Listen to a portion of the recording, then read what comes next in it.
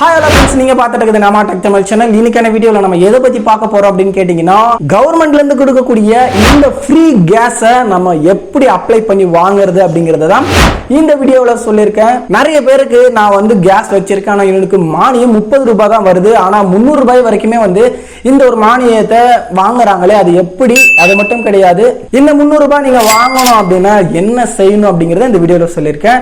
இதன் கூடவே இந்த கேஸ்க்கு எப்படி நம்ம அப்ளை பண்ணணும் அப்படிங்க இந்த வீடியோல தெளிவா சொல்லிருக்கேன். வீடியோ ஸ்கிப் பண்ணாம பாருங்க.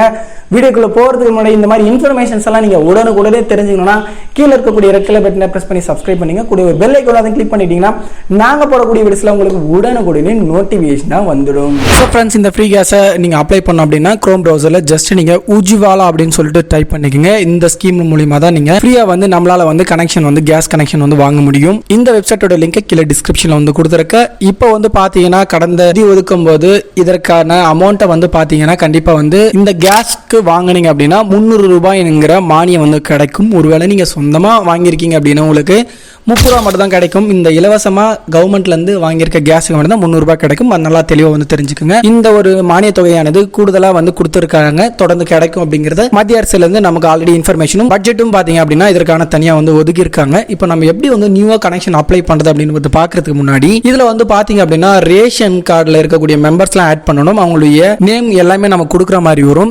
ஒருவேளை இந்த நேம் எல்லாம் கொடுத்த பிறகு இப்ப திருமணமாகி வேற ஒரு நீங்க ரேஷன் அட்டை வாங்குறீங்க, அப்போ நீங்க புதுசா இந்த ஒரு ஸ்கீம்ல நான் அப்ளை பண்ணணும் அப்படின்னு நினைச்சீங்கன்னா கண்டிப்பா உங்களால இந்த ஒரு கேஸ் கனெக்ஷனுக்கு நீங்க அப்ளை பண்ண முடியாது. ஏன்னா ஒரு குடும்ப அட்டையில ஒரே ஒரு நபருக்கு தான் இந்த ஃப்ரீ கனெக்ஷன் கிடைக்கும். அது தெளிவா தெரிஞ்சுக்குங்க. ஒருவேளை குடும்ப அட்டை நான் வாங்கிட்டேன், தனியாவே வச்சிருக்கேன், நான் அப்ளை பண்ணா கிடைக்குமான்னு கேட்டீங்கன்னா கண்டிப்பா கிடைக்காது. அதனால கேர்ஃபுல்லா பாத்தீங்க அப்படின்னா இந்த மாதிரி விஷயங்கள்லாம் தெரிஞ்ச பிறகு அப்ளை பண்ணிக்கங்க. இப்ப அப்பா அம்மா யாரா வாங்கியிருந்தாங்கன்னா நீங்க தனியா வாங்க முடியுமான்னு கேட்டீங்கன்னா வாங்க முடியாது. அதனால கேர்ஃபுல்லா இந்த டீடைல் தெரிஞ்சு அப்ளை பண்ணுங்க. இந்த வெப்சைட்டோட லிங்க் கீழ டிஸ்கிரிப்ஷன்ல கொடுத்திருக்கேன். இந்த வெப்சைட் வந்தீங்க அப்படின்னா உங்களுக்கு என்னென்ன டாக்குமெண்ட்ஸ் வேணும், ரெக்யர்மெண்ட் அப்படின்னு கொடுத்திருக்காங்க. இந்த ஒரு ஸ்கீம் உடைய நேம் பாத்தீங்கன்னா உஜ்வாலா 2.0 அப்படின்னு கொடுத்திருக்காங்க. இதற்கெல்லாம் ரெக்யர்மெண்ட் என்ன வச்சிருக்காங்க அப்படின்னு பாத்தீங்கன்னா கண்டிப்பா பாத்தீங்கன்னா பெண்கள் மட்டும் தான் இதை அப்ளை பண்ண முடியும் அப்படின்னு கொடுத்திருக்காங்க. கண்டிப்பா அந்த பெண்ணுக்கு 18 வயது கண்டிப்பா நிரம்பி இருக்கணும் அப்படிங்கறதும் சொல்லியிருக்காங்க. அதன் பிறகு பாத்தீங்கன்னா ஒரே வீட்டில் உள்ள எந்த OMC இருந்தும் வேறு எந்த LPG இணைப்பும் இருக்கக்கூடாது அப்படின்னு கொடுத்திருக்காங்க. அதன் பிறகு கீழே சொல்லி இருக்கக்கூடிய இந்த ஒரு லிஸ்ட்ல இருக்கவங்களும் பாத்தீங்க அப்படின்னா கண்டிப்பா எலிஜிபிலிட்டி அப்படின்னு சொல்லலாம். ஒருவேளை உங்களுக்கு இதுல நான் எலிஜிபிலிட்டி ஆவனா இல்லையான்னு சொல்லிட்டு செக் பண்ணணும்னா இதுல நீங்க பிலோ ப்ரையாரிட்டின்னு சொல்லக்கூடிய இதுல BL1 சொல்லக்கூடிய அந்த ஒரு டீடைல் நம்ம எல்லாருடைய டீடைலும் அந்த ஆன்லைன்ல கிடைக்கும். அதுல உங்களுடைய நேம் இருந்துச்சுன்னா கண்டிப்பா இந்த ஒரு கனெக்ஷன் கிடைக்கிறதுக்கு நிறையவே சான்ஸ் இருக்கு. ஸோ அந்த வெப்சைட்லேயும் நம்ம நேம் இருக்கா இல்லையான்னு சொல்லிட்டு நம்ம எப்படி செக் பண்ணுறது அப்படிங்கிறதையும் கீழே டிஸ்கிரிப்ஷனில் லிங்க் கொடுத்துருக்கு. அது மூலியம் செக் பண்ணி பார்த்துட்டு ஓகே உங்களுடைய பேர் இருந்தால் கண்டிப்பாக இதில் அப்ளை பண்ணிக்கலாம். இது அப்ளை பண்ணுறதுக்கு உங்ககிட்ட பார்த்தீங்கன்னா கம்பல்சரியாக ஆதார் கார்டு கம்பல்சரி இருக்கணும். அதே போல் இதில் பார்த்தீங்கன்னா நீங்கள் KYC அப்படிங்கிற விஷயத்தையும் நம்ம செய்ய வேண்டியது இருக்குது. இப்போ இந்த ஒரு கனெக்ஷனுக்கு எப்படி அப்ளை பண்ணுறது அப்படின்னு பார்க்கலாம். இதில் உங்களுக்கு பார்த்தீங்கன்னா கிளிக் இருக்கும், அதை கிளிக் பண்ணிக்கோங்க. இதில் பார்த்தீங்கன்னா 3 கேஸ் ஏஜென்சி இருக்காங்க. ஒன்று இந்தியன் கேஸ், இன்னொன்று பாரத் கேஸ், இன்னொன்று HP கேஸ்ன்னு இருக்கு. பாரத் பார்த்தீங்கன்னா கொஞ்சம் வெப்சைட் ஒர்க் ஆகாமல் இருக்குது. ஸோ அது கூடிய சீக்கிரம் அதை சால்வ் பண்ணி கொடுப்பாங்க. ஸோ இப்போதைக்கு இந்த HP கேஸ் எப்படி அப்ளை பண்ணுறது அப்படின்னு பார்க்கலாம். பக்கத்தில் கிளிக் டு அப்ளை இருக்கும், அதை கிளிக் பண்ணிக்கோங்க. ஜஸ்ட் இதில் நிறைய ஆப்ஷன்ஸ் மேலே இருக்கும். ஸோ நீங்கள் இப்போ செய்ய வேண்டியது என்னன்னு பார்த்தீங்க அப்படின்னா உங்களுக்கு நியர்பையாக இருக்கக்கூடிய ஏஜென்சியில் தான் நம்ம அப்ளை பண்ண போகிறோம். இதில் மேலே கனெக்ஷன்ஸ் டைப்பில் உஜ்வாலா பெனிஃபிஷரி கனெக்ஷன் இருக்கும், அதை கிளிக் பண்ணிக்கோங்க. கீழே ஒரு செக் பாக்ஸ் வரும், அதை கிளிக் பண்ணிட்டீங்க அப்படின்னா கொஞ்ச நேரம் லோட் ஆகிட்டு மறுபடியும் ஒரு பேஜ் ஓப்பன் ஆகும்.